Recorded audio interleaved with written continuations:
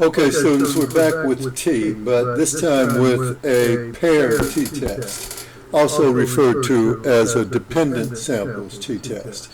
The reason it's called dependent samples, or T, is because you're measuring each subject or each item at 2 points in time. Usually it's pre-test, post-test, often before and after some intervention.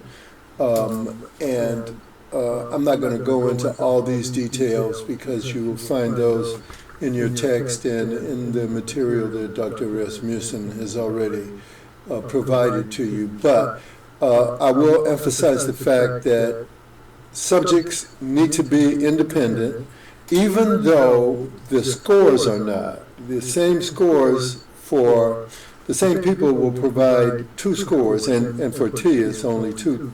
If we go beyond that, it's going to be multiple measures ANOVA for measuring several points in time. But when you have 2 points in time, the scores are not independent because they come from the same person or same item, but the individuals need to be independent of one another.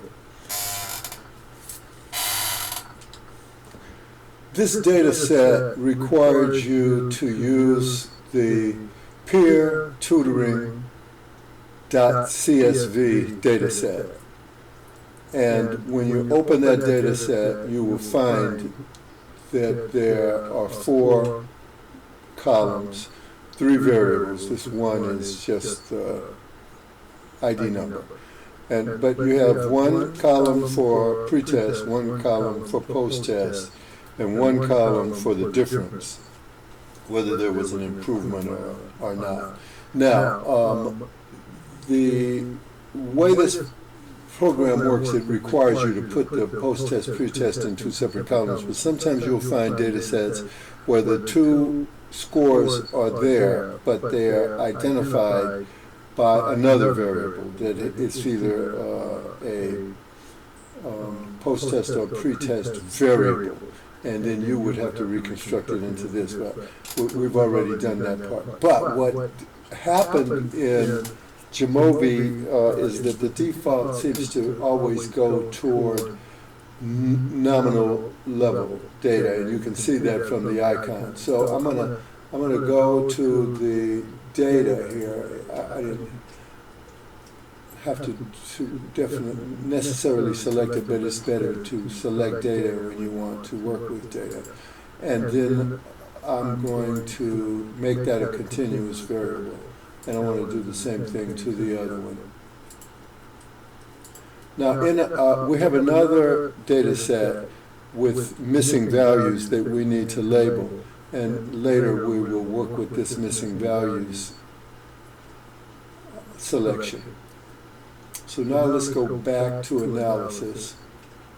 And so now we have our 2 variables, post-test, pre-test, and we're going to select T, and under T we're going to go to paired, and we're going to put our post-test in, our pre-test in, post-test.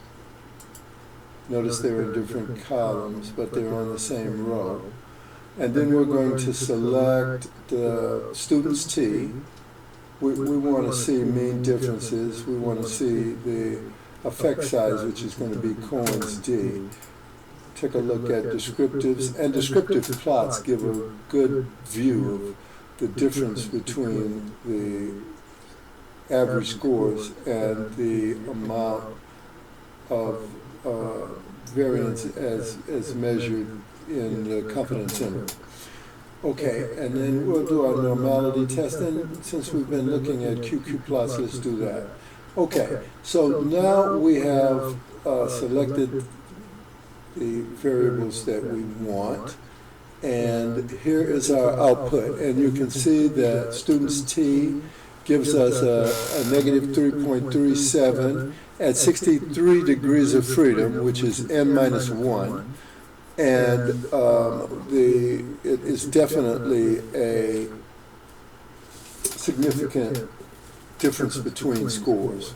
which means that there was some either improvement or not in the between the post-test and pre-test. We just know that they're different right now because we didn't do a directional test.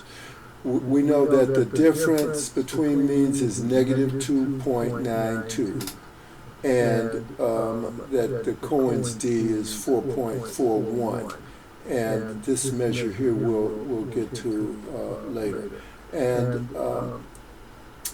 normality, we know that it meets our normality because this is not smaller than 0.05, and we know that the pre-test mean was 48.2 and the post-test mean was 51.1. So there was improvement, and you can see that from our plot, and you can also see that the scores are pretty close to this line. They're close enough to this line for us to assume an approximately normal distribution, which is a good thing. And we also know that from our Shapiro-Wilks test of normality, because this was not smaller than 0.05. Okay, I want to touch on one other thing. Here you see that the mean difference is negative 2.92, and that is because I put pre-test on this side. If I had reversed them, that would be a positive 2.92. And then we can check that by, remember when I showed you the data, I had already calculated the difference variable by subtracting the post-test from the pre-test from the post-test. And here are all the individual differences between the post-test, pre-test. So if we take the average of this, it should equal 2.92. Let's do that. So we'll go back to analysis, go to experiment, to exploration, select D, and you can see that our mean here is 2.92. Our mean is 2.92, and the mean of D is 2.92, and the mean difference has been calculated as 2.92. Meaning that the average amount of improvement was about 2.92. And you can see that here. And right now it's up to you just to interpret this data in your exercise.